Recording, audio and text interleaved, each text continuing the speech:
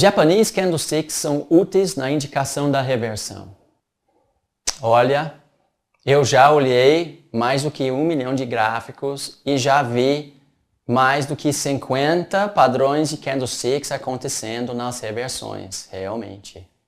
Mas, qual o problema de estudar Japanese candlesticks? É justamente isso. São aplicáveis em reversão. E quem procura reversão não ganha dinheiro no longo prazo. Está sempre ao risco de ficar de ponta cabeça com o mercado. É muito mais vantajoso acreditar na continuação da tendência. Só que candlesticks, pela definição, tem 3 a 5 candles no seu padrão. Isso define um prazo curtíssimo. Isso é só ruído. Como você vai acreditar numa tendência longa, bonita, olhando para o ruído, olhando para algo de curtíssimo prazo? Quem estuda análise técnica FICUB comigo sabe que é impossível ver a tendência com menos do que 17 candles. E todos os padrões de candlestick têm 3 a 5. É só ruído. Não tem nenhum padrão de candlestick com 17 candles. Então você está olhando para ruído, você está olhando para consolidação e você está com mentalidade de procurar reversão. Quando você pensa em procurar reversão, como é que você vai acreditar na continuação da tendência?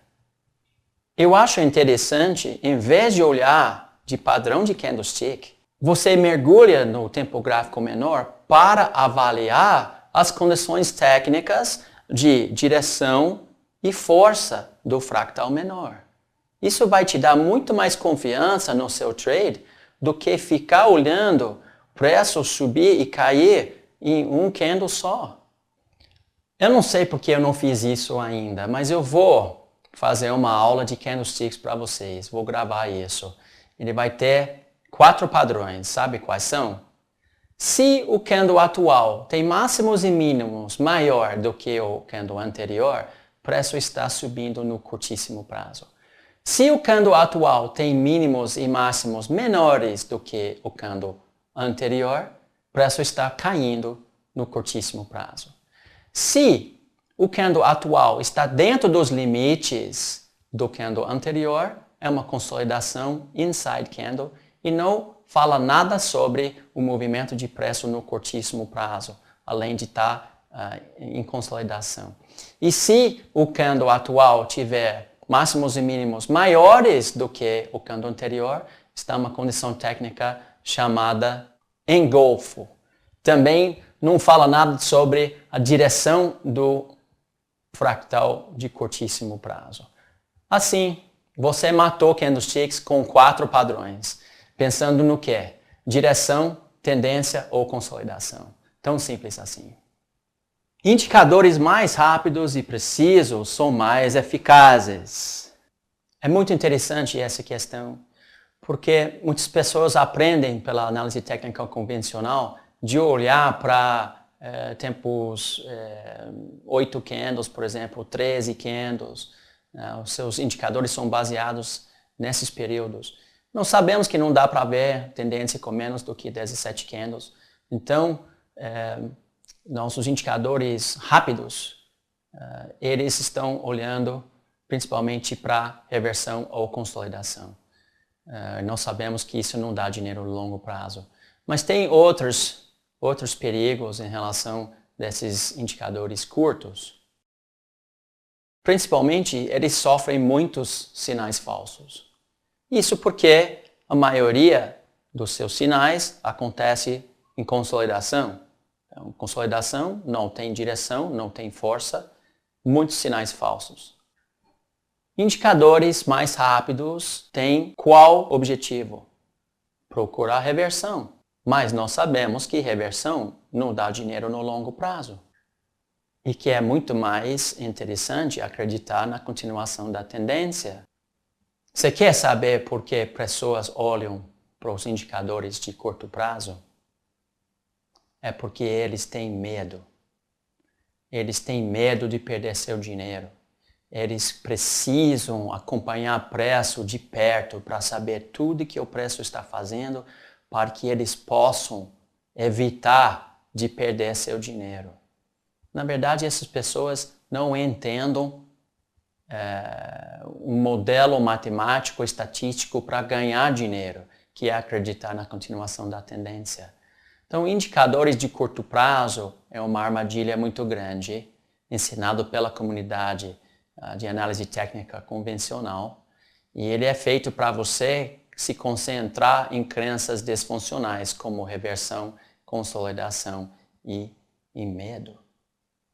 Falando em tendência, consolidação, você provavelmente aprendeu que existem indicadores diferentes para ser aplicados em condições técnicas diferentes. Médio móvel, como rastreador de tendência, é aplicável somente em tendência. Estocástico e FR, como osciladores, são aplicáveis somente em consolidação. Agora vamos pensar nesse conceito com um pouco mais lógica. Se, por exemplo, o preço estiver em consolidação e IFR, estocástico, mostram um certo comportamento, quando o preço está em tendência, IFR e estocástico mostram um outro comportamento. Porque só existe dois comportamentos de preço, ou consolidação ou tendência. E se o médio móvel mostrar um comportamento particular em tendência, ele deve mostrar outro comportamento em consolidação. E isso é verdade. Todos os osciladores desenvolvidos para consolidação são capazes de mostrar tendência. E todos os rastreadores de tendência, que a gente chama de indicadores cumulativos, são capazes também de mostrar consolidação. A questão não é no sinal dado pelo indicador, a questão é no comportamento relativo dos fractais Ficube.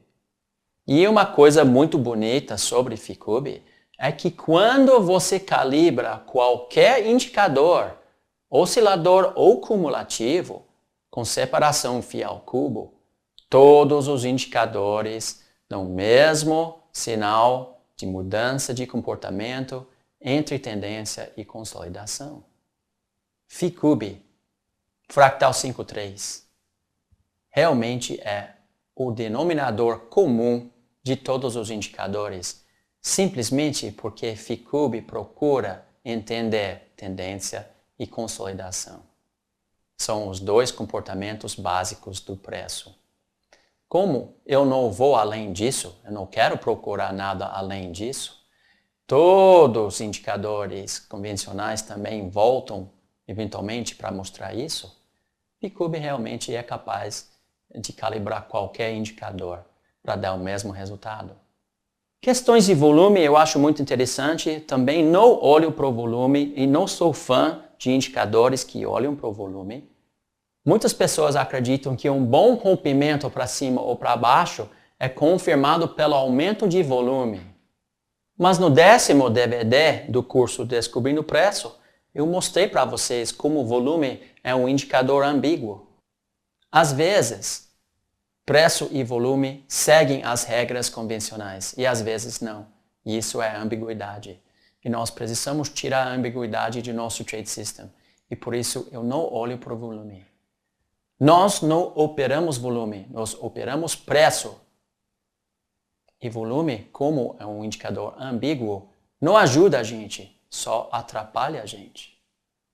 Tanto que, muitas vezes, as melhores entradas de onda 3 e as melhores entradas de retomada da tendência acontecem quando ninguém quer saber, porque o volume está muito baixo. E se nós esperamos para entrar no trade, até o volume começa a aumentar, já está tarde demais. Perdemos a relação risco-ganho e perdemos a bela entrada. Antes do Ficube e da MIMA e a questão de comportamento relativo, as pessoas esperavam rompimento dos topos ou fundos anteriores com aumento de volume. Mas muitas vezes isso não tem uma relação risco-ganho interessante. Com mima leque, nós podemos ver quando os alvos são bem distantes mesmo. Isso ajuda bastante nossa confiança de entrar no trade, mesmo quando o resto do mercado ainda está bastante duvidoso, não quer fazer o trade, porque não tem ainda o efeito de manada. Então vamos esperar. Com Ficube nós não precisamos esperar. Nós podemos identificar as melhores entradas antes do resto do mercado perceber. Agora, algo que é comum ensinado em análise técnica convencional, eu mesmo observei e acredito, é que volumes altos nos topos e fundos podem sugerir reversão. Isso é uma verdade. Mas isso também é um grande problema. Por quê? Porque quem está procurando o que a gente chama de volume spikes, aumentos grandes de volume num fundo ou um topo importante, está pensando no quê? Na reversão. Não está mais acreditando na tendência e a continuação da tendência e começa já a mudar a cabeça para procurar reversão e sinais de fraqueza, divergências, mesmo antes de deixar o próprio preço falhar na tentativa de fazer novo topo ou fundo. Então, o volume, para mim, cabe dentro daquela categoria de indicadores ambíguos. Volume tem uma longa história de análise técnica convencional, até lá com Charles Dell, lá no início de análise técnica popular. Mas, infelizmente, nós não operamos volume, e volume é ambíguo mesmo, e as melhores entradas em termos de risco-alvo são feitos quando o mercado está com dúvida e tem volume baixo mesmo. Então, para mim, volume não serve e você não deveria criar um monte de crenças em relação ao volume.